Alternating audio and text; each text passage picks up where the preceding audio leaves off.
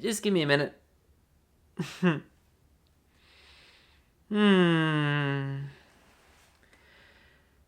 Yeah, it's one of those.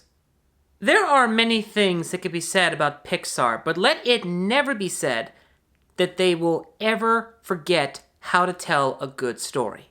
Earlier this year, Pixar reestablished its awesomeness with Inside Out, which in my opinion wasn't really their greatest work, but it was still a very solid piece of work. It beautifully reminded us why we fell in love with Pixar in the first place, before they started making naked cash grabs. But in my opinion, Pixar seems to be one of those very few production companies that actually makes naked cash grabs for a genuinely good reason. Most of the time when a studio makes a naked cash grab, it's just that, a naked cash grab. But with Pixar, even though they're still naked cash grabs, they're at least being put to good use, which is exactly what any film company should do. Make your money from the stuff you know is crap, so you can put it towards stuff that you know won't be crap. Hollywood, you can still learn a valuable lesson from Pixar.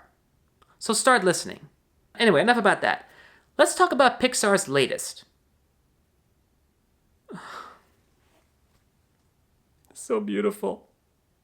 Now, I know that I'm blushing, obviously, but as much as I absolutely love this film, it's not their best. It is not their magnum opus. It is not the film that completely states how incredibly, wonderfully talented and beautifully artistic Pixar is. That distinction still lies with Toy Story 3. What this is a well-crafted, beautifully made, and heart-tugging, beautiful story that is really, in my opinion, for everyone. Not just kids, not just families, not just adults, everyone. Our hero is a young brontosaurus named Arlo, who has a common phobia of, well, everything. One day, he finds himself lost in the wilderness and has to find his way back home. Along the way, he makes some new friends, learns some new skills, and learns to overcome all of his own fears. Now, if this story sounds familiar, well, that's because it basically is. But I have always stated that originality does not stem from the content itself, but rather in the presentation of said content. And on that note, let's talk about the film's presentation. It is gorgeous.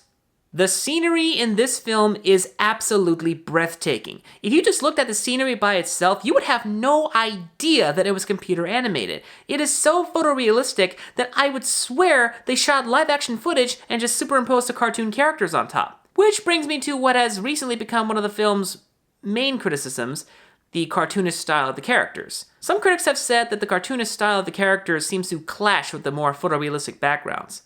Me personally, I think it's a good thing. I personally find that contrast of stylization versus photorealism is what gives the film its own unique identity. Plus, the design just looks so adorable. One thing I really have to give this film credit for is its efforts to not give away the exact details of the story. The trailers have done a very good job of just giving the basic idea of the story without giving away too much. And I think that was a great big plus, because the style of the storytelling is just as impressive as the story itself.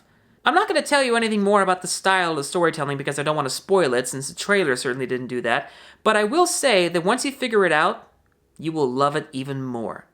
This film basically does everything right. The characters are likable, the script is absolutely solid, the direction is fluid, the cinematography is gorgeous, the voice acting is very, very spot on, and the characterizations are wonderfully well rendered. Not to mention the new short film that plays before the movie is also really cool. I won't tell you what it is, but it's really cool. Once again, Pixar has shown the world what they are truly made of. Awesomeness. And while I'm not really excited about them doing more sequels, I am a little more excited for Finding Dory. Well, the trailers are still funny. Oh, and do not be afraid to cry. I wasn't. Ladies and gentlemen, I am TheNorm. Thanks for watching. Oh!